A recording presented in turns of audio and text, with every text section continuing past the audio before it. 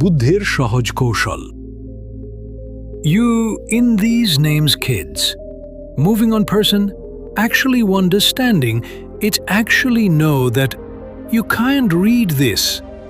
আপনি কি কখনো খেয়াল করেছেন আমরা যতটা না সমস্যার কারণে কষ্ট পাই, তার থেকেও বেশি কষ্ট পাই অতিরিক্ত চিন্তার কারণে।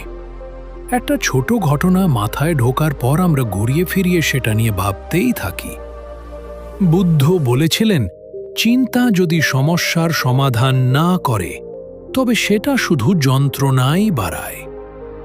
আজ আমি আপনাকে বলবো বুদ্ধের শেখানো এক সহজ কৌশল যা আপনাকে ওভার থিঙ্কিং থেকে মুক্তি দেবে।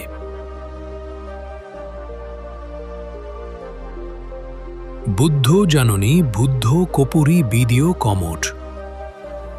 একদিন এক ভিক্ষু বুদ্ধের কাছে এসে অভিযোগ করল, প্রভু, আমার মন শান্ত থাকে না, আমি অতীত নিয়ে ভাবি, ভবিষ্যৎ নিয়ে দুশ্চিন্তা করি, ঘুম আসে না, মাথা সব সময় ভরা থাকে চিন্তায়। বুদ্ধ মৃদু হেসে একটি কাচের বাটি নিয়ে তাতে জল ভরলেন।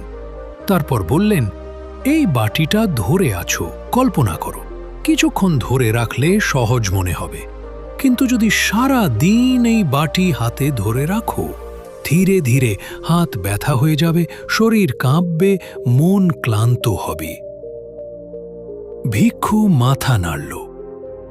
বুদ্ধ বললেন, তোমার চিন্তাগুলো এই জলের বাটির মতো, তুমি যতক্ষণ ইচ্ছে ধরে রাখতে পারো, কিন্তু যদি ছেড়ে না দাও, সেই চিন্তাই তোমাকে ভেঙে ফেলবে।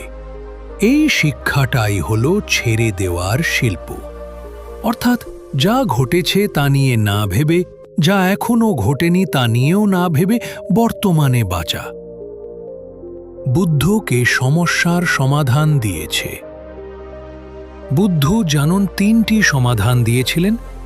1, শ্বাসে মন দাও। যখন মন অতিরিক্ত চিন্তায় ভরে যায়, তখন 1 মিনিট শুধু শ্বাস গুনো। শ্বাস নাও, 1